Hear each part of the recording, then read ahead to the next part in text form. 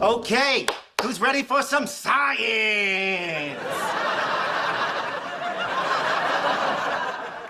Me too. Okay, I am Dr. Leonard Hofstetter. I am here with my friends, Dr. Cooper and real-life astronaut Howard Wolowitz. And we are going to show you girls how cool a job in science can be. How cool, you ask? Well, how about negative 273 degrees? Because that's the temperature at which entropy reaches its minimum value. Did I just learn something new and have fun doing it? What? All right. So now let's bring out theoretical physicist, Dr. Sheldon Cooper.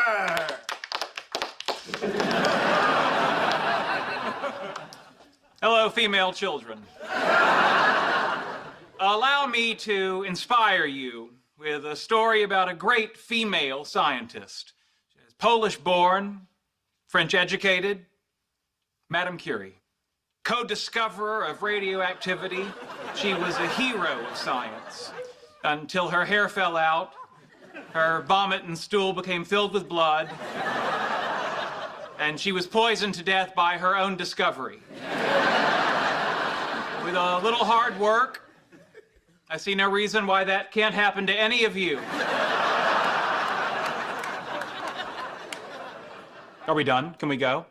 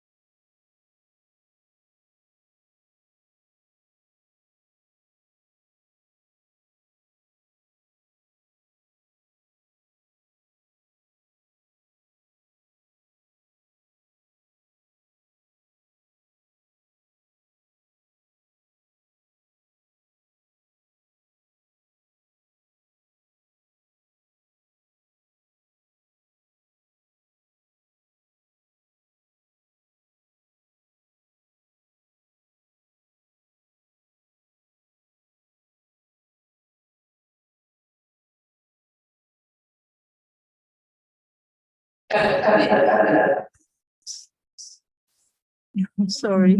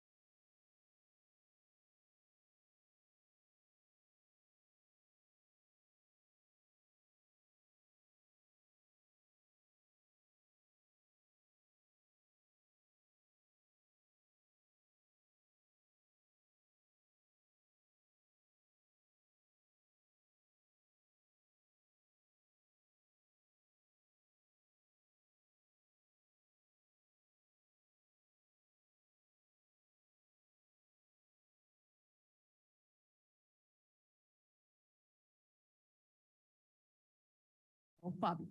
Who is there behind? The department head. The department head. The department head.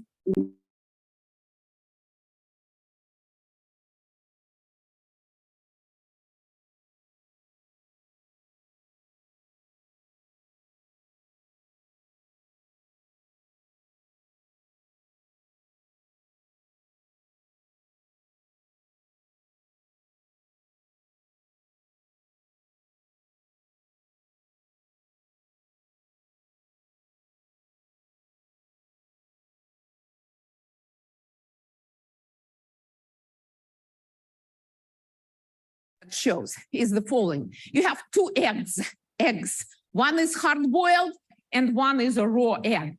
And they run down the incline plane. It's a competition. So which one will come first? Raw egg or hard-boiled egg? Absolute majority of people go for hard-boiled egg. Actually, the raw egg comes first. It's absolutely counterintuitive demo. Why? Because raw egg does not need to spend energy to rotate the whole mass. Liquid just slides down the inclined plane. It's a sensitive experiment, by the way. So, but if the size of eggs is the same, yes, the raw egg will win. The festival is not only demonstrations. We also bring the best speakers in the country. Brian Greene was our speaker in 2015, and he called our festival world-class offering. He's in charge of World Science Festival in New York. They are copying now demonstrations, our demonstrations, and we are proud and we're happy to share. As always, a great story starts with a great visionary. Ed Fry, then head of the physics department, founded the festival. How did he do that? He ran around the department and he asked faculty to build a demonstration, a hands-on demonstration that impressed them when they were graduate students.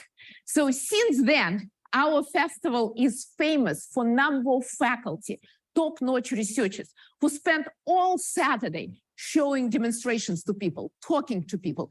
And where else people can meet top-notch researchers, astronauts, Nobel laureates, and just talk with them about anything. Ed Fry also moved us into these beautiful, beautiful buildings with 82 feet Foucault pendulum, 83 feet Foucault pendulum, now tourist attraction.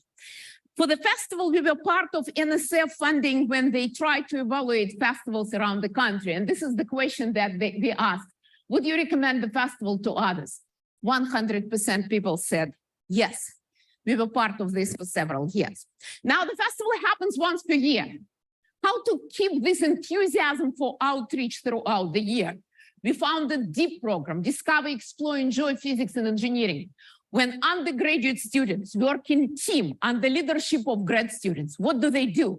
They research, design, build, fabricate, and present their hands-on demonstrations to the general public. And these demonstrations are also used in, some of these demonstrations are used in our regular classes, just when we teach our classes, they enrich our curriculum. This team built this magnetic track. Most of the students were freshmen when they did it. So they did it, they left legacy. Now we show this demonstration to all our visitors. And now they tell me, oh, there are much better magnetic tracks. No. This one is priceless. It was built by our students. I will keep it as long as I'm in the department. Okay, so I will just show you. Oh no, watch out. No sound. Superconductors open up the possibility for endless creativity and innovation if we can find one that operates at room temperature. So get out there and help us find one. So, this is just a practice when showing this demonstration.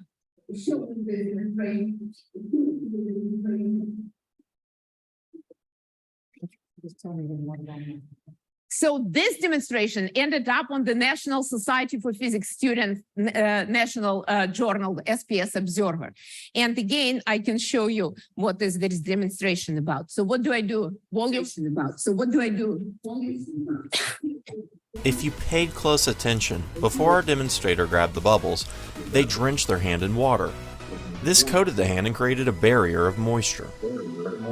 When the fire was lit, the water on the hand was vaporized, thus creating a layer of steam that protected the hand for a split second. That split second is long enough to prevent any harm to their hand. Remember, you should never try this at home.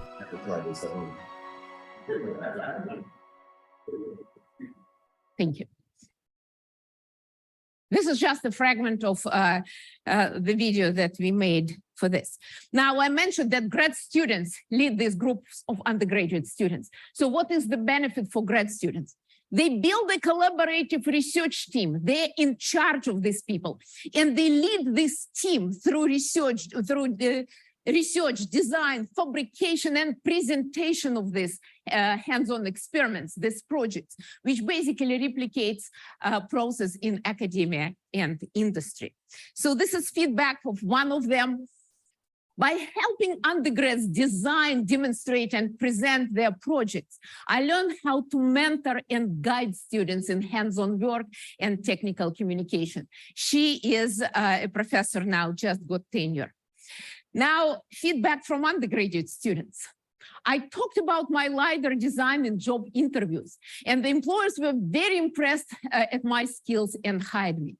Before DEEP, I did not feel I had any skills that could translate into research. All I had done up to that point is go to class. Without DEEP, I wouldn't be doing research right now. Now, this is one program. We run another one, and our students, Texas A&M students, help. So this is for K-12 students. When K-12 students come on campus, and we do presentation for them. So first we impress them with something high-tech, liquid nitrogen, superconductors. Then we show them demonstrations that they can do at home. Then we build show them mini festival. They do hands-on demonstrations. And then, of course, explosion outside. And one of the teachers just put laptop in front of your students after they came back. And this is the feedback.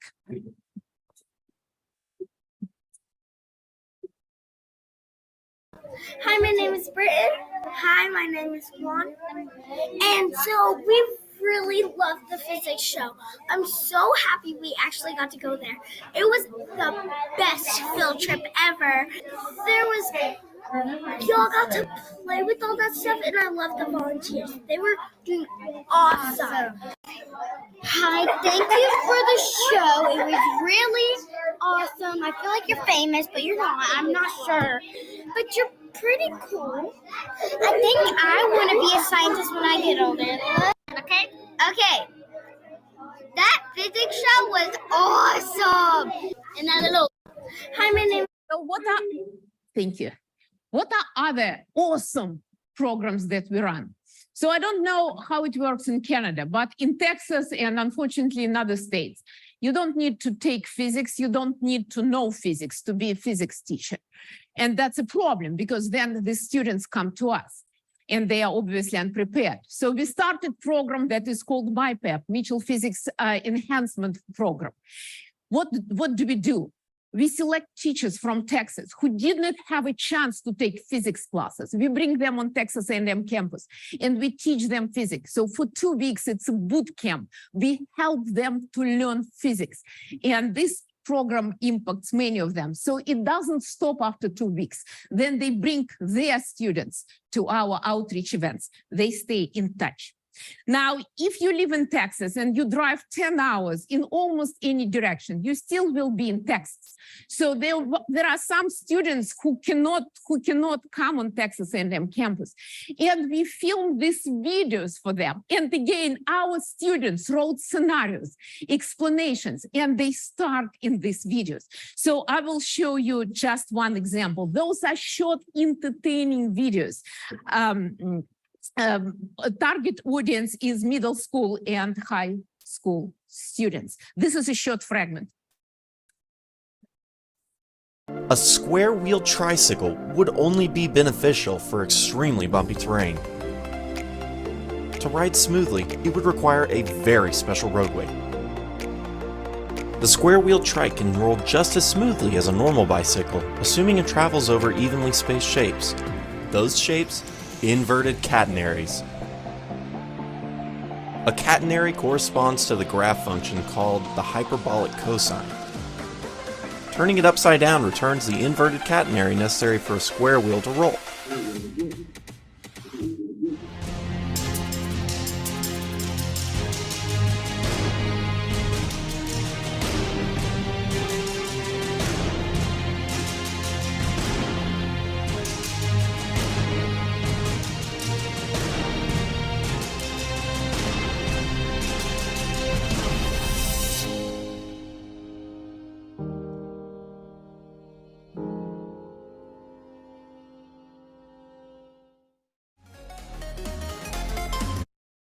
Okay, now there are certain people who would never come on campus on their own accord, never, ever. So we take our demonstrations and we bring them to the places where people already are. Heritage festivals. By the way, Heritage Festival, Texas Gun and Adorable Alpacas. I have to proudly report that physics demonstrations were more popular than Texas Guns and on equal grounds with Adorable Alpacas. We bring these demonstrations to First Fridays, Cultural Festival. What is Cultural Festival? Food, wine, and physics. So our students are on streets, they show demonstrations, they're heroes, they are presenters. They are not just passive participants in this educational process. They are the professors who change the world, who teach. And of course, they wear this cool t-shirts. Any mistakes, let me know. So they wear these cool t-shirts that they designed themselves. And this astronaut was wearing this game day physics t-shirt on board in the National Space Station. Now, remember, I talked about the festival. So we had 7,000 people coming every year, wonderful. And then the pandemic hit. So we switched to virtual festival. Basically, during a short period of time, the very small team learned how to run a small TV station. And thousands of people joined us for this virtual festival. That was great. On the way, we learned how to attract people. We started posting something on social media. And then one day, so the pandemic in Texas was over a long time ago, much earlier than in Canada. We were back. That's a joke. I expected you to smile. Yes, so we were back immediately. No COVID. So we started posting on this social media just to attract people to virtual festival. And the student came, filmed me during the physics show, and posted it on TikTok. We never did it before. And it exploded, just absolutely unexpected. It was just like, I don't know, Kalashnikov, something simple, unexpected, but it worked. Okay, so it exploded. We got millions of views on social media. We did not plan for that. It was just another way for us to communicate physics with people. That brought our programs on to Hollywood. And then our governor banned TikTok. So we moved to YouTube. And a couple of days ago, the department celebrated YouTube Shorts, basically the same format, 2 million subscribers and 500 million views on our social media for just short videos. You cannot learn much from these videos, but you can get interested and you can get motivated to learn more. Yeah, so we had some numbers there, and that brought us to our program some national attention. What is physics? How could it be that Texas A&M physics is more popular than Texas A&M football? That's a good question, and I don't know the answer. So now when we talk about all these outreach programs, we always emphasize how important these programs are for the general public. Yes, we need to engage these new generations of students, great. We often forget how important these programs are for our own students. So what is the best way to learn something? To explain it. So these students become ambassadors for science. They explain physics behind these hands-on demonstrations. They improve their communication skills. They work in teams, teamwork, design skills, getting recognition from their professors, from their peers, from the general public. All this is provided by programs that are historically called outreach. And when I'm saying it, it's not just words. I have, before the pandemic, 2019, we decided to run a study, and leading authors in all these studies were our undergraduate students. We also had this was done in collaboration with my colleague, Jonathan Perry, who was our former deep mentor. And one of the best decisions that I made was to include a learning scientist on the team who helped us to develop surveys and interviews correctly the way that it should be done. So I have been teaching these classes for a long time, and I still like to think that I think about my students as special and unique individuals. But today I will show you some data points. Okay, so here are the data points, and before I start showing you the graphs, so I talked about all these programs. We just considered these 5 programs: Physics and Engineering Festival, Program Deep, when students build the demonstrations, physics shows when students help, Real Physics Live videos that students filmed, not filmed, but wrote scenarios and start, and 2 programs when we bring our demonstrations to the places where people already are. So these programs were created at different times with different target audience in mind, but they all provide our own students with leadership and teamwork opportunities, improving their communication skills, networking, experiential learning, all these things that they need. So we wanted to run a student-focused study and figure out, is there any impact on our students? Do they help? Does facilitation of this program help students to find their physics voice, build their physics identity? Are they better integrated in physics community? We were interested in students' development of soft skills, communication, teamwork, design, student experience such as seeing new perspective, life-changing experience, worldview, empowerment. And we included in this study everyone. It was not gendered study at all. Everyone was included. But emergent in our analysis was a special impact on female students who are usually underrepresented in physics. So what was this study? It was a mixed method study.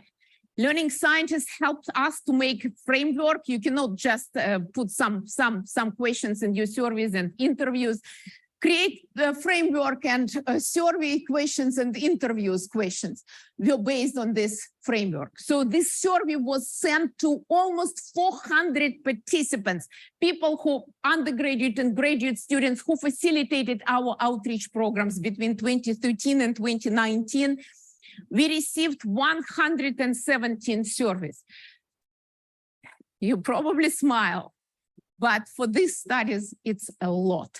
It's a lot of data. So nothing like this happened before. There were studies by Noah Finkelstein and Kathy Hinka, one program, several students. This was the first time when we collected substantial number of data points. So 17 surveys received, and 35 current and former students agreed to sit with us for an interview. And then we analyzed these interviews, and we created this code book that helped us to bring the results. So 64 codes, it's a lot, but they were just basically combined in 5 categories: community, connecting with participants, accountability to the community, to the leaders, soft skills, teamwork, leadership, communication, hard skills, affect and experience, seeing new perspective, transformational experiences, motivation and excitement. We all know that motivation, sense of belonging, the ability to build their physics voice, feel their physics identity, that helps students to stay with their majors, that helps retention. It's important. We all talk about all this stuff in the formal classrooms, and there is a lot of literature about formal classroom settings. This we all often overlook. Building identities, curiosity, worldview, becoming more confident, an expert leader. Here are just some results. Let me see how I'm doing in terms of time. So this is frequency of soft codes. This is a result of interviews. So this is the frequency with which students mentioned certain ideas during their interviews. So majority mentioned improve communication skills, speaking skills, empowering others. And then less students, but still mentioned planning and design, leadership, teamwork. And if you heard about this joint task force between APS and APT, put it together and they have a report, which skills do students, physics majors need for 21st career century, for 21st careers. Teamwork and communication skills were among those. And these programs that we call outreach definitely provide our students with this experience. Now the interviews were really rich, and how to analyze it, how to build a big picture, what's going on. Again, we learned from the learning scientists. So we built this semantic network map, which shows interconnectedness between the ideas. So we need to visualize these ideas, and we need to figure out which ideas are correlated, which are connected with direct links or indirect links. So the size of the node and number of links show the centrality of this idea on this map, how important this idea is for our study. So motivation on this map is front and center. It is connected to communication skills, excitement, interest, teamwork, persistence with their major, becoming an expert. I want to say that through these outreach activities, I probably have felt closer to the physics community than I have through my classes themselves. I think going out and teaching other people physics made me feel like I knew what I was doing and made me feel like I could keep going on the route of being a physics major. To tell something to 5-year-old and then something to 65-year-old, you have to learn how to speak on their level. Managing and delegating will be very useful as I continue in my PhD, and a couple of more. You build demonstrations, so you have to plan for them. This is all very real-world application stuff. I have grown so much in my personal and academic life, mainly because outreach helped me gain confidence in myself and allow me to gain soft skills other physics majors lack, helping me stand apart from my peers in grad school applications. As a freshman, I was made to feel like I could already contribute as a scientist and inspire children to pursue this incredible field. You just feel you have a place that you can belong in. You're contributing something. And I think when you feel you're contributing something to a community, you feel more a part of it. I was not sure that physics was a good fit for me, but I have definitely been really reaffirmed that it's something that I want to do and something that I can do, something kind of I'm actually able to do. Last two quotes from female students, first year undergrad students. And I already mentioned that when we did this analysis, we were amazed by the impact on female students. So we ran a separate study, just focusing on the impact on female students. First, they were the same database. There were very few of them, so it is a small study.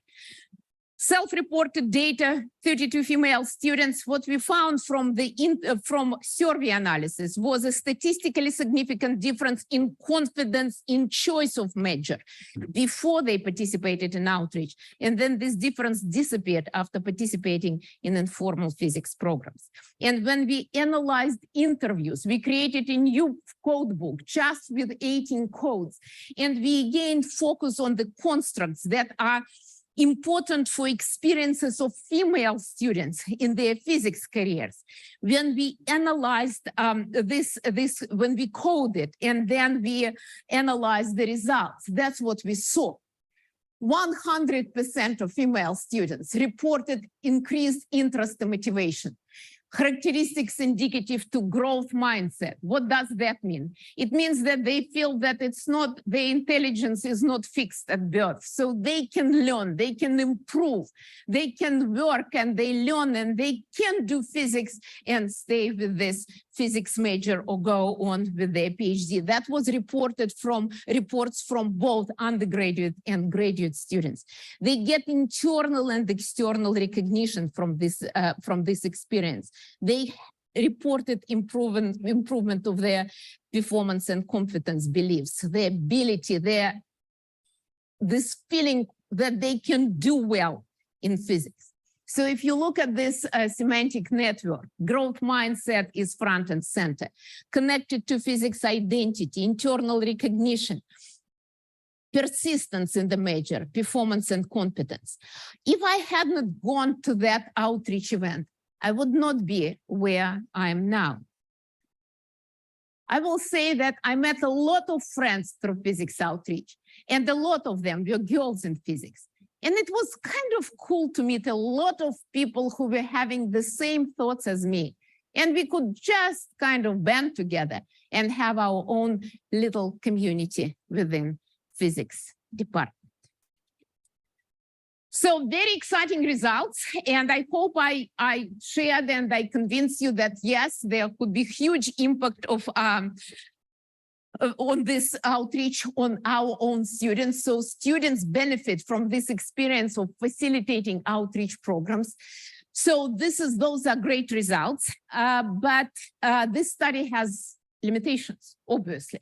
First, it is self-reported data. Second, it was pre-selected pool of students. So all the students already facilitated physics outreach programs. We just sent it to the students who facilitated them. So it's definitely pre-selected. What's next step? We got an SF grant, and it is collaborative proposal between Texas Lutheran, UT Austin, and Texas A&M University. So what is this proposal? We got grant, it's not a proposal, we got a grant. So what is this about? Instead of having it just in one school with pre-selected people, we sent this survey, we created a new survey. It is in collaboration, I forgot to mention, Statistical Center of American Institute of Physics. Okay, so they helped us to create the survey, and this survey was sent to 750 Society of Physics student chapters. So it's a lot, and we received 705 surveys back. What is the idea? The idea, this is only about undergraduate students, no interviews, just a survey that AIP, American Institute of Physics, helped us to create. So here are potential outcomes, and here what the factors that we know that impact physics majors, and not only physics, also engineering majors.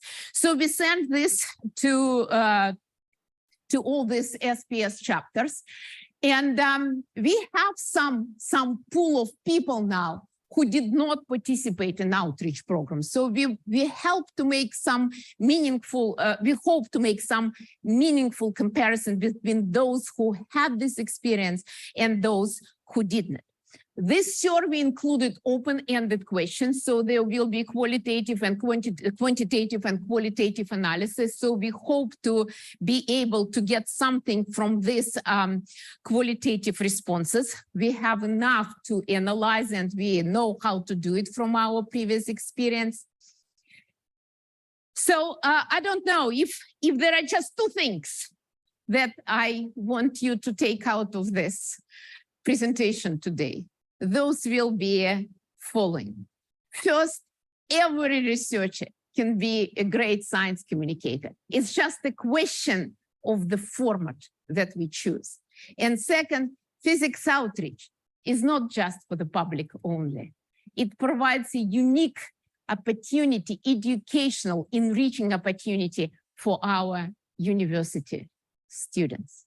And thank you. I think we have time for questions. I tried.